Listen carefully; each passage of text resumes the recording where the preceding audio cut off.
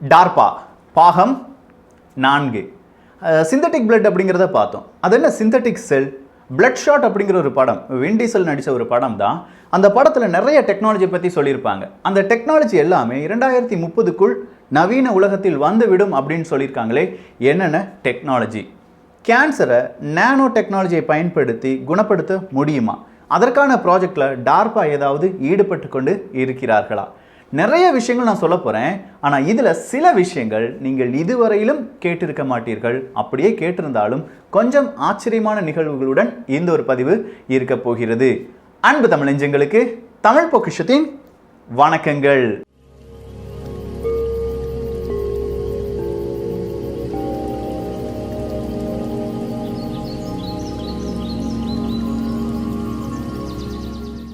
இந்த டாபிக்குள்ள போறதுக்கு முன்னாடி ஒரு நானோமீட்டர் அப்படிங்கிறது என்னன்னு நமக்கு கரெக்டாக தெரிஞ்சிருக்கணும். இதற்காக 1 மீட்டர் நீளம் இருக்கிற ஒரு குச்சி எடுத்துக்கோங்க. அந்த குச்சியை 100ஆ வெட்டுங்க. அப்படி 100ஆ வெட்டும்போது சரி பாதியாக 100ஆ வெட்டணும். அப்படி 100ஆ வெட்டும்போது அதுலேருந்து ஒரு பகுதியை மட்டும் நீங்கள் எடுத்தீங்கன்னா அதுதான் ஒரு சென்டிமீட்டர். ஸோ உங்களுக்கு சென்டிமீட்டரில் கன்ஃபியூஷன் எதுவுமே கிடையாது. இம்மாந்துண்டு சைஸ் இருக்குன்னு வச்சுக்கோங்களேன். அதே குச்சி 1 மீட்டர் குச்சி எடுத்துக்கோங்க. அதை 100 கோடியாக வெட்டுங்க. 1 கோடி இல்லப்பு 100 கோடி 100 கோடியாக வெட்டிட்டு அதுலேருந்து ஒரு பொருளை, அதுலேருந்து ஒரு துகளை எடுத்து பார்க்கும்போது அதுதான் நானோமீட்டர். இன்னும் தெளிவாக சொல்லணும்னா, குண்டூசி எடுத்து குண்டூசினுடைய முனை இருக்கு பாருங்க, அந்த ஊசி பகுதி, அந்த ஊசி பகுதியில் 1,00,000 அப்படியே அந்த ஊசி பகுதி 1,00,000 பங்கிட்டு அதில் ஒரு துகளை எடுக்கும்போது தான் உங்களுக்கு நானோமீட்டர் என்பது கிடைக்கும். ஸோ அவ்வளோ சின்ன பொருள், அது மட்டும்தான் நம் நினைவுக்கு வர வேண்டும். இந்த சின்ன பொருளை நம்ம உடம்புக்குள்ள, நம்ம பிளட்டுக்குள்ள கொண்டு வந்துட்டாங்கன்னா அது ஒரு செல் அப்படின்னு சொல்லுவோம். ஏன்னா நம்முடைய உடலில் இருக்கும் அந்த செல் அப்படின்னு சொல்லும் போதும் அந்த அளவுக்கு சின்னது தான். ஸோ நம்முடைய செல் மாதிரியே இல்லை, நம்ம செல்லுக்கு கொஞ்சம் கூட பலம் கொடுப்பதற்காக வேறொரு செல்லை, சிந்தட்டிக் செல்லை நம்ம உடம்புக்குள்ள செலுத்தினா எப்படி இருக்கும்? இதை தான் சின் செல்ஸ் அப்படின்னு சொல்றாங்க. இதை யார் கண்டுபிடிச்சிருக்காங்க அப்படின்னு பார்த்தீங்கன்னா MIT ஸ்டூடெண்ட்ஸ் தான், இல்லாட்டி MITல இருக்கிற பெரிய பெரிய சயின்டிஸ்ட் தான். இந்த MIT அப்படின்னு சொல்லும்போது டார்பா, ஆர்பா நட்டு இதெல்லாம் எங்கேருந்து வந்தது? MITல இருந்து தான். GPS அப்படிங்கிறத டார்பா தான் கண்டுபிடிச்சாங்க அப்படிங்கிறத பார்த்தோம். அதுவும் எந்த ஒரு சயின்டிஸ்ட் தான் மூல காரணமாக இருந்தார்கள்? MITல இருந்த ஒரு சயின்டிஸ்ட் தான்.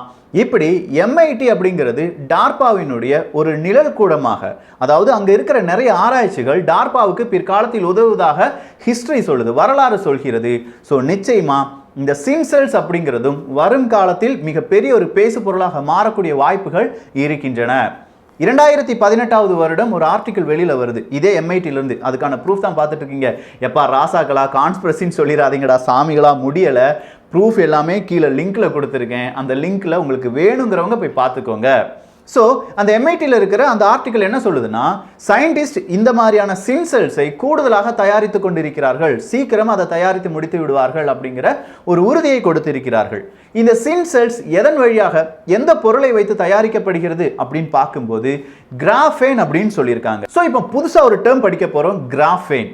இந்த கிராஃபேனை தேடி போகும்போது தான் அறிவியல் காதலன் ரா பிரபு அவர்களுடைய பிளாக் என் கண்ணுக்கு கிடைச்சது. அறிவியலை பற்றி தெரிந்து கொள்ள வேண்டும், அதுவும் நான் வாசித்து தெரிந்து கொள்ள வேண்டும் அப்படின்னு சொல்ற யாராவது இருந்தீங்கன்னா அறிவியல் காதலன் ரா பிரபு அப்படின்னு சொல்லி கூகுளில் டைப் பண்ணுங்க. நிறைய ஆர்டிக்கிள் நம்ம போட்ட அனுநாக்கியா இருக்கட்டும், நிறைய ரெஃபரன்ஸ் நம்ம அதுலேருந்து கூட எடுத்திருக்கோம். ஸோ அறிவியல் காதலன் ரா பிரபு. அதே மாதிரி கிராஃபேன் அப்படிங்கிறதுக்கும் தெளிவான சில விளக்கங்களை அவர் கொடுத்திருந்தார். அவர் கொடுத்திருக்கிற விளக்கத்தில் ஒரு முட்டாய் இருக்கு, அந்த முட்டாயை சுற்றி ஒரு பேப்பர் இருக்கு, ஒரு பிளாஸ்டிக் பேப்பர் இருக்கு. அந்த பேப்பரை சாதாரணமாக நீங்கள் கிழிச்சிடலாமா அப்படின்னு சொல்லி கிழிச்சு பார்க்கும்போது உங்களால் கிழிக்க முடியாது. காரணம் அது கிராஃபேனால் செய்யப்பட்ட பேப்பர். பேப்பர் அப்படின்னு சொல்லும்போது ஒரு பிளாஸ்டிக், அந்த பக்கம் இருப்பது இந்த பக்கம் வழியாக உங்களுக்கு தெரியும், இவ்வளோண்டு ஷீட் தான் இருக்கு. இந்த பேப்பரை நீங்கள் கிழிக்க வேண்டும், இல்லாட்டி அதில் ஏதாவது ஒரு ஓட்டை போட வேண்டும் என்றால் கிட்ட இருக்கிற கனரக தொழிற்சாலைக்கு கொண்டு செல்ல வேண்டும். அந்த கனரக தொழிற்சாலைக்கு கொண்டு போய் அதில் ஒரு ஊசி, பெரிய ஒரு ஊசியை வச்சு அந்த ஊசிக்கு மேலே 2000 கிலோ வெயிட்டை வச்சாதான் தம்மாந்துண்டு இருக்கிற பேப்பரில் குட்டியோண்ட ஓட்டை போட முடியும். இந்த பொருளினுடைய பெயர் தான் கிராஃபேன் என்பது. இந்த கிராஃபேன் எப்படி வந்தது அப்படின்னு கேட்டிங்கன்னா அதற்கு காரணம் கார்பன் தான். கார்பன் அப்படின்னு சொல்லும்போது வைரம் கார்பனால் ஆனது தான். கரித்துண்டு அதுவும் கார்பனால் ஆனது தான். பென்சில் முனை அப்படின்னு சொல்றோம் பாருங்க, அதுவும் கார்பனால் ஆனது தான். ஸோ கார்பனினுடைய அமைப்பு, அந்த கார்பன் வேற கார்பன் ஆட்டம் கூட எப்படிலாம் இணைந்து கொள்கிறதோ அதை பொறுத்து அதனுடைய கடினத்தன்மை கூடுதலாக இருக்கும். ஓகே, நமக்கு நல்ல ஒரு விஷயம் புரிஞ்சிருச்சு. இவ்வளோ கூடுதலாக இருக்கும் அப்படின்னு சொல்லும்போது வைரத்துல ஒரு கார்பன் அணு, அந்த கார்பன் அணுவை சுற்றி 4 கார்பன் அணு இருக்கும். இப்படி ஒரு டைட் ஸ்ட்ரக்சரா இருப்பதனால தான் வைரம் மிகவும் கடினமான பொருள் என்று அறியப்படுகிறது. கடினமான பொருள் மட்டும் கிடையாது, வெப்பம் தாங்கியாக இருக்கட்டும், பல நேரங்களிலும் வைரம் அப்படிங்கிறது தான் நம்ம நினைவுக்கு வரும். ஸோ அதே கார்பன் பென்சில் முனையாக இருக்கிறது, அப்படியே ஒடிச்சா ஒடிஞ்சு கீழே விழுந்துரும். அதே கார்பன் கரித்துண்டாகவும் இருக்கிறது. இந்த பென்சில் முனை அப்படின்னு சொல்லும்போது இந்த கார்பன், அந்த பென்சில் முனை இருக்கிற கார்பனை எடுத்துட்டாங்க. கொஞ்சம் பேர் அந்த கார்பனை எடுத்து ரிசர்ச் பண்றாங்க. 2004வது வருடம் ஒரு செல்லோ டேப் மாதிரி ஒரு டேப். அந்த டேப் எதுக்காகனா கொஞ்சம் வேதியியல் பொருட்கள்லாம் சேர்ந்த ஒரு டேப். ஸோ அந்த பென்சில் முனை, அதை கிராஃபைட் அப்படின்னு சொல்லுவாங்க. அந்த கிராஃபைட்டை கீழே போட்டுட்டாங்க. அந்த கீழே போட்ட பிறகு அந்த செல்லோ டேப் வச்சு இந்த கிராஃபைட்ல அப்படியே ஒட்டி எடுக்கிறாங்க. இது என்னவா இருக்கும் அப்படின்னு நான் சொல்றேன். இந்த கார்பன் அணுக்கள் கிராஃபைட்ல எப்படி இருக்கும்னா பெட்ஷீட் மாதிரி இருக்கும். ஒரு பெட்ஷீட்டை விரிச்சிட்டீங்க, அடுத்தது அதுக்கு மேல ஒரு பெட்ஷீட் விரிச்சிருக்கீங்க. இப்படி ஒரு 100-150 பெட்ஷீட் விரிக்கும் போது ஒரு மெத்தை வடிவில் வரும் பாருங்க. அதே மாதிரி தான் இந்த கிராஃபைட்னுடைய ஸ்ட்ரக்சர். ஸோ இந்த செல்லோ டேப்பை வச்சு அவங்க ஒவ்வொரு பெட்ஷீட்டா வெளியில் எடுத்துட்டு இருக்காங்க. ஒவ்வொரு கிராஃபைட்ல இருக்கிற ஒவ்வொரு லேயரா எடுத்துட்டு இருக்காங்க. இப்படி எடுத்து கடைசியா ஒரு சிங்கிள் லேயர்ல வந்து நிற்கிறது. ஒரு 2D ஸ்ட்ரக்சர்ல இருக்கு. அந்த லேயரினுடைய பெயர் தான் கிராஃபேன் அப்படின்னு சொல்றாங்க. அந்த லேயர் தான் ஸ்டீலை விட, நம்ம யூஸ் பண்றோம் பாருங்க ஸ்டீல், அதை விட 200 மடங்கு கடினமானது, உறுதியானது அப்படின்னு சொல்றாங்க. வைரத்தை விட, வைரம் வெப்பம் கடத்தும் திறனை விட 2 மடங்கு அதிகம் திறன் கொண்டது தான் இந்த கிராஃபேன். நம்ம நினைச்சிட்டு இருக்கிற காப்பர் இருக்கு பாருங்க, மின்கடத்தின்னு சொல்றோம் பாருங்க, அதை விட 13 மடங்கு மின்கடத்தியாக இது செயல்படும் என்றும் சொல்லியிருக்கிறார்கள். இப்படி பல சிறப்புகளை கொண்டது தான் இந்த கிராஃபேன். இப்படி ஒரு கிராஃபேன் கடினமானது அப்படிலாம் நம்ம பார்த்துட்டோம். ஸோ இவ்வளோ கடினமான ஒரு பொருள் நம்ம கண்ணுக்கே தெரியாத ஒரு துகளாக மாற்றப்பட்டு அந்த கிராஃபேன் ஒரு லேயர், அதுக்கு மேலே சின்ன சின்ன எக்யூப்மெண்ட்ஸ், நம்ம உடம்புல இருக்கிற டெம்பரேச்சரை சென்ஸ் பண்ணுறதுக்காக, இல்லாட்டி நம்ம உடம்புல என்னென்ன பிரச்சனைகள் இருக்குது அப்படிங்கிறத ஐடென்டிஃபை பண்ணுறதுக்காக இப்படி ஒரு ஸ்ட்ரக்சர், அதுக்கு மேலே இன்னொரு கிராஃபேன், ஒரு பர்கர் மாதிரி. ஸோ இந்த மாதிரியான ஒரு ஸ்ட்ரக்சரில் ஒரு செல்லை கிரியேட் பண்ணி அதை நம்ம உடம்புக்குள்ளே விட்டுருவாங்க. அப்படி செஞ்ச பிறகு நம்ம உடம்புக்குள்ளே இருக்கிற அந்த டெம்பரேச்சர், இல்லாட்டி நம்ம உடம்பு ப்ரொடியூஸ் பண்ணுற அந்த எலக்ட்ரிசிட்டியை வச்சு இது சார்ஜ் பண்ணிக்கிடும். எது இந்த கிராஃபேன் அப்படிங்கிறது சார்ஜ் பண்ணிக்கிடும். அது முழுவதுமாக தன்னுடைய வாழ்நாளை நீட்டித்து கொள்ளும் அப்படின்னு சொல்லியிருக்காங்க. இப்படி உடம்போடி உடம்பா மாறி நம்ம உடம்புல இருக்கிற எல்லா பிரச்சனைகளையும் சரி செய்யக்கூடிய ஒரு டெக்னாலஜியாகத்தான் இந்த நானோபோட் என்பது மாறப்போகிறது. பாட்ஸ் அப்படின்னு சொல்லும்போது அது ரோபோட்டுக்கு ஷார்ட் ஃபார்ம், பாட் அப்படின்னு சொல்லுவாங்க. நானோபோட் அப்படின்னு சொல்லும்போது கண்ணுக்கு தெரியாத இந்த மாதிரியான ரோபோட்ஸை நானோபோட் அப்படின்னு சொல்லுவாங்க. இந்த நானோபோட் தான் நானேட்ஸ் அப்படின்னு சொல்லி அந்த படத்தில் அழைக்கிறார்கள். அந்த நானேட்ஸ் தான் ஒரு மனிதனுடைய இரத்தமாக மாற்றப்பட்டிருக்கும். ஸோ நம்ம உடம்புக்கு தேவையான அனைத்தும் நம்முடைய இரத்த நாளங்கள் வழியாகத்தான் செல்கிறது. அந்த இரத்தமாக இந்த நானேட்ஸ் மாறிவிட்டால், அதாவது இந்த செல்லுக்கு இவ்வளோ ஆக்சிஜன் வேணும், இந்த செல்லுக்கு இந்த சக்தி வேணும் அப்படின்னு சொல்ற எல்லாத்தையுமே சென்ஸ் பண்ணி அது அந்தந்த செல்லுக்கு கொடுக்கக்கூடிய அதிநவீன ரோபோட்டாக இந்த நானேட்ஸ் என்பது மாற்றப்படும். இதற்கான அறிவிப்பு தான் MIT 2018-19 கொடுத்திருந்தார்கள். 2025க்குள் நிச்சயமாக இந்த மாதிரியான நானேட்ஸ் இல்லாட்டி நானோபோட்ஸ் நம்முடைய மனித உடம்பில் இருக்கும் அப்படின்னு சொல்றாங்க. நம்புற மாதிரி இல்லையே விக்கி, இதெல்லாம் நடக்குமா அப்படின்னு கேட்டீங்கன்னா அந்த கேள்வி உங்க மனசுல அப்படியே வச்சுக்கோங்க. நான் சொன்ன அந்த கிராஃபேனுக்கே வாங்க. இந்த கிராஃபேன் அப்படின்னு சொல்லும்போது கிராஃபைட்டினுடைய கடைசி லேயர் அப்படிங்கிறத பார்த்தோம். அப்படி ஒரு லேயரை எடுத்து 1 மீட்டர் துணியை வச்சு கிட்டத்தட்ட ஒரு கிரிக்கெட் ஸ்டேடியத்துக்கு மழை பெய்கிறது என்றால் அந்த மழை கிரவுண்டை எந்த விதத்திலையும் பாதிக்காத வண்ணம் அப்படியே அந்த தண்ணீரை வடிகட்டி விடலாம். வெறும் ஒரு குட்டியோட இருக்கிற கிராஃபேனை வச்சு அந்த அளவுக்கு அது ரொம்ப இலகுவாக இருக்கும். ஸோ வெயிட் அப்படிங்கிறது பிளாஸ்டிக்கை விட பல மடங்கு குறைவாக இருக்கும் அப்படின்னு சொல்றாங்க. எதிர்காலம் முழுவதும் கிராஃபேனை நம்பி மட்டுமே இருக்கும் அப்படின்னு சொல்லியிருக்காங்க. சரி, அப்படின்னா ஏன் இன்னும் இது கண்டுபிடிக்கப்படவில்லை? இந்த கிராஃபைனா மாத்திர அந்த எக்ஸ்ட்ராக்ஷன் இருக்கு பாருங்க, அது கொஞ்சம் ப்ரொசீஜர் கூடுதலாக இருக்கு. அதனுடைய நவீன தொழில்நுட்பத்தை விஞ்ஞானிகள் இப்போதும் ஆய்வு செய்கிறார்கள். சப்போஸ் எப்போவாவது அதுல சக்சஸ் வந்துருச்சுன்னா இங்க பார்க்குற பல வாகனங்களாக இருக்கட்டும், அது விமானமாக இருக்கட்டும், கார்களாக இருக்கட்டும், இல்லாட்டி நம்ம பயன்படுத்தக்கூடிய பல மெட்டல்ஸாக இருக்கட்டும், எல்லாமே கிராஃபேனா மாறும். விமானம்லாம் இப்போ ஒரு விமானம் பல டன்னாக இருக்கிறது என்றால் பிற்காலத்தில் இந்த கிராஃபேன் வழியாக தயாரிக்கப்படும் விமானங்கள் கிலோகிராம் வெயிட்ல தான் இருக்கும் அப்படின்னு சொல்றாங்க.